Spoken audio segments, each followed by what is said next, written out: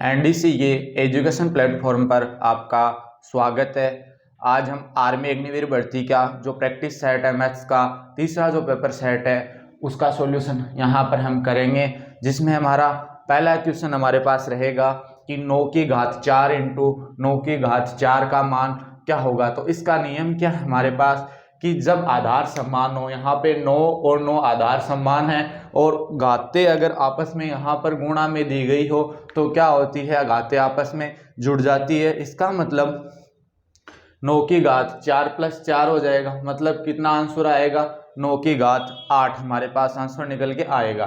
देखना ये जैसे a है, a की घात 2 गुणा a की घात 2 है तो आधार समान है, आधार समान है तो घातें आपस में जुड़ जाएगी, तो इसका मतलब a की घात 4 हमारे पास आंसर निकल के आएगा। यहाँ पर ऊपर 4 घात है तो 4 प्लस 4 8 हो गया। यदि 140 का 30%, 140 का मतलब क्या होता है, किसी भी में का मतलब होता है गुणा, परसेंटेज का पर्सन है, का मतलब गुणा होता है और प्रतिशत का मतलब बट्टा 100। तो 140 गुणा 30/100 बराबर 840 गुणा x बट्टे 100। तो देखना यहाँ से एक जीरो से ये जीरो, ये जीरो से ये जीरो कैंसिल, 14 14 14 14 28 चौथिया 42, तो ये 42 बराबर ये एक जीरो से एक जीरो कैंसिल, ये 84 इंटू एक्स अपॉन 10, तो 42 दूनी 84 होता है। अब देखना ये ऊपर वाली संख्या में 2 का भाग जा रहा है, नीचे वाले में जा रहा है तो 1/5, ये इधर भाग में, इधर आके किसका हो जाएगा गुणा का। इसका मतलब x का मान हमारे पास यहाँ पे कितना निकल के आ जाएगा, 5 निकल के आ जाएगा। ठीक है, अब 3x माइनस 1 बराबर 20, तो x माइनस 1 का मान हमें याद करना है। तो 3x माइनस 1 बराबर 20 है, तो देखना x माइनस 1 का मान याद करना है। तो डायरेक्ट सा सिंपल सा क्वेश्चन है, 3x माइनस 1 बराबर 20, तो ये 1 इधर जाएगा तो किसका हो जाएगा, प्लस का हो जाएगा, मतलब 21, 20 प्लस 1, x बराबर इधर 21/3, ये गुणा में तो इधर आगे भाग में, तो x का मान हमारे पास 7 निकल के आ गया। अब x माइनस 1 हमें याद करना है, इसका मतलब x की जगह 7 रखेंगे तो 7 माइनस 1 कितना होगा, 7 माइनस 1 बराबर 6, तो सी ऑप्शन हमारे पास आंसर हो गया। ठीक है, यदि एक मशीन 420 बोतल 3 घंटे में भरती है तो 5 घंटे में कितनी बोतल भरेगी। तो देखना ये बोल रहा है कि 3 घंटे में, कितने घंटे में, 3 घंटे में कितनी बोतल भरती है 420। तो यहां से मैं आपको पूछूं तो 1 घंटे में कितनी बोतल भरेगी, 420/3, तो देखना कितनी बोतल भरेगी, 140 बोतल भरेगी 1 घंटे में। अब मैं आपको पूछना चाहूं, जब 1 घंटे में 140 बोतल भर रही है तो 5 घंटे में कितना भरेगी, 140 इंटू 5, 5 घंटे में 140 इंटू 5 तो 14 पंजो 70, तो मतलब 5 घंटे में कितनी बोतल भर देगी, 700। एक वृत्त का क्षेत्रफल 616 सेंटीमीटर स्क्वायर है तो उसकी त्रिज्या क्या होगी। वृत्त के क्षेत्रफल की हमारे पास बात हो गई थी, क्या सूत्र होता है वृत्त के क्षेत्रफल का, सूत्र हमारे पास क्या होता है, पाई आर स्क्वायर वृत्त के क्षेत्रफल का सूत्र होता है, और वो कितना दे रखा है 616 सेंटीमीटर स्क्वायर। अब हमें त्रिज्या का मान पूछ रहा है, आराम से हम निकाल सकते हैं, पाई का मान 22/7 गुणा आर स्क्वायर बराबर 616। अब ये किससे कट रहे हैं, देखना ये इसमें किसका भाग जा रहा है 22, क्या 11 से कट रहे हैं क्या, देखना 11 एकम 11, 11 दूनी 22, 11 पंजो 55, असल की 6, 11 छिकानी 66, ये 11 दूनी 22, वापिस 2 से कट रहे हैं तो 2 का भाग इसमें देंगे तो देखना 28, और ये आर स्क्वायर बराबर 28, ये इधर गुणा में है, इधर जाके किसका हो जाएगा, इधर भाग में है, इधर जाके गुणा का हो जाएगा। तो देखना इसको ऐसे लिख सकते हैं ना, आर स्क्वायर बराबर, क्या इसको ऐसे लिख सकते हैं कि 4 इंटू 7 इंटू 7, 4 इंटू 7 इंटू 7, तो ये आर स्क्वायर बराबर 4 इंटू 49 हो गया।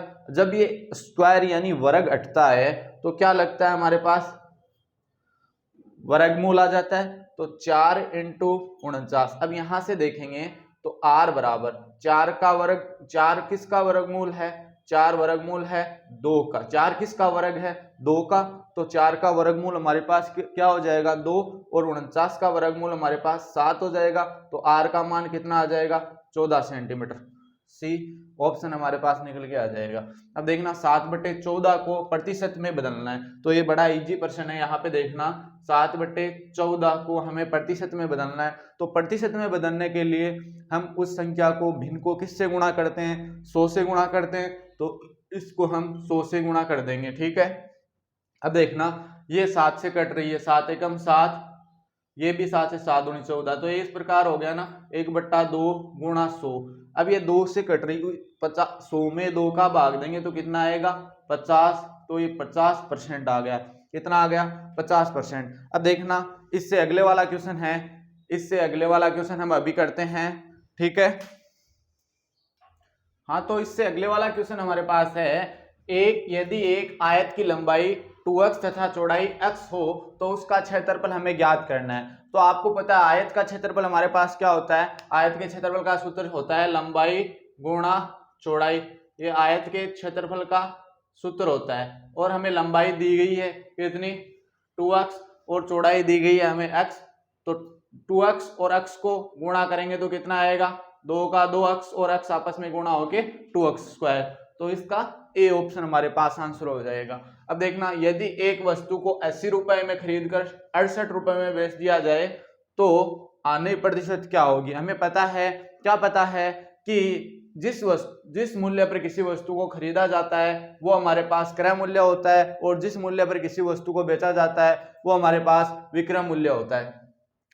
तो यहां से तो आपको पता है कि हमारे पास हानि होगी। कैसे, ज्यादा रुपए में वस्तु को खरीद रहे हैं, कम में बेच रहे हैं, इसका मतलब यहाँ पर हमारे पास हानि होगी। अब हानि प्रतिशत पूछ रहा है, तो कल बात हो गई थी हानि प्रतिशत का सूत्र हमारे पास क्या होता है, हानि बट्टे क्रय मूल्य गुणा 100। तो हानि कितने की हानि होगी, देखना हानि कैसे निकालते हैं हम, हानि का हमारे पास सूत्र होता है विक्रय मूल्य, हानि का सूत्र होता है क्रय मूल्य माइनस विक्रय मूल्य।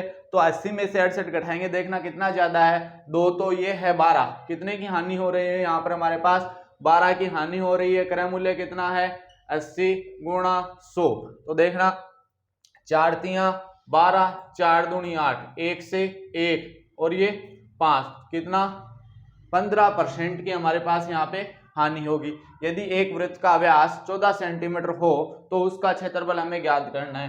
वृत्त का व्यास कितना हो 14 सेंटीमीटर, तो हमें पता है व्यास 14 सेंटीमीटर, तो त्रिज्या कितनी हो जाएगी, पता है व्यास की आधी होती है त्रिज्या, तो त्रिज्या हमारे पास कितनी हो जाएगी 7 सेंटीमीटर। और उसका क्षेत्रफल का पता है हमारे पास क्या होता है, वृत्त का क्षेत्रफल πr² होता है, तो 22/7 गुणा r का स्क्वायर है, तो 2 बार 7, ये 22 × 154, कितना सेंटीमीटर क्षेत्रफल आ गया 154 सेंटीमीटर स्क्वायर। किसी संगीत विद्यालय में 70% लड़के व 255 लड़कियां हैं, तो लड़कों की संख्या हमें ज्ञात करनी है। तो लड़कों की संख्या हमें ज्ञात करनी है। देखना 70% लड़के हैं तो लड़कियां कितनी परसेंट हो जाएगी, टोटल 100% होते हैं।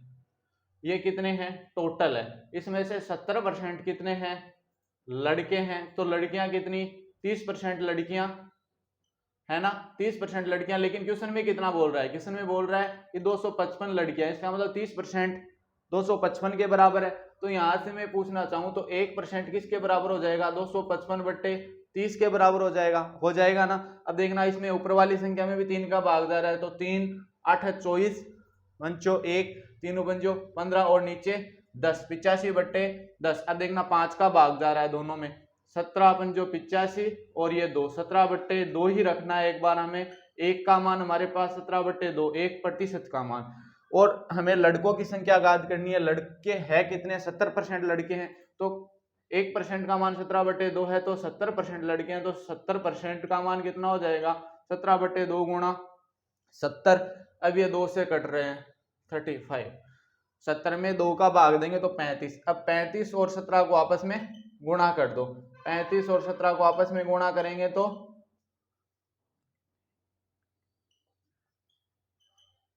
कितने आ गए 595। लड़के कितने आ गए हमारे पास 595। और अगर यहाँ पर हमारे पास कुल लड़कों की संख्या पूछ लेती तो कितने आते, कुल लड़कों की संख्या पूछ लेते तो टोटल 100% लड़के हैं।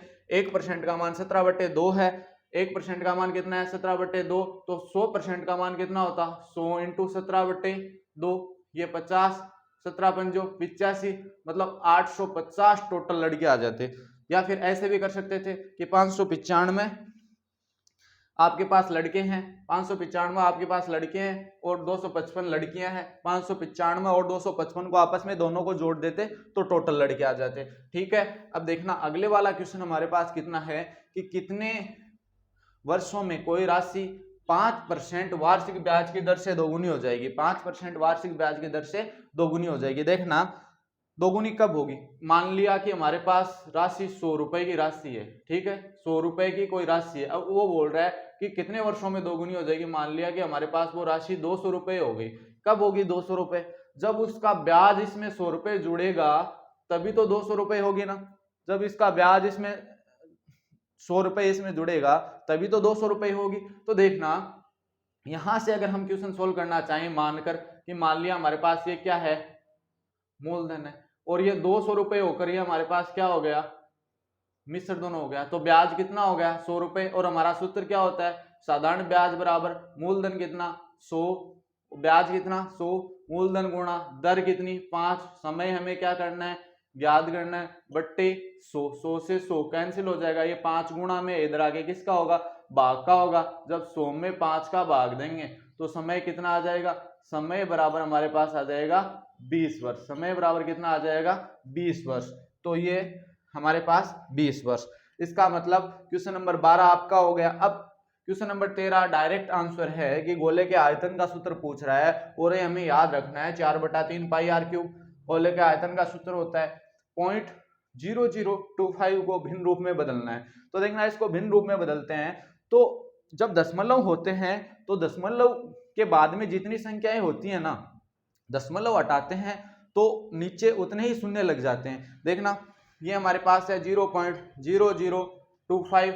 अब देखना दशमलव के बाद में कितनी संख्याएं हैं 1 2 3 4। अब भिन्न रूप में बदलेंगे, जब ये हम दशमलव हटाएंगे तो देखना दशमलव हटाने पर क्या होगा, हमारे पास नीचे जितने शून्य है ना, मतलब आगे जितनी संख्याएं हैं नीचे उतने ही शून्य लग जाएंगे। 1 2 3 4, 4 ही संख्याएं हैं तो देखना 4 शून्य लग गए और ये 25। ठीक है, यदि अक्स का 7% बराबर 35 हो तो अक्स का मान ज्ञात करना है।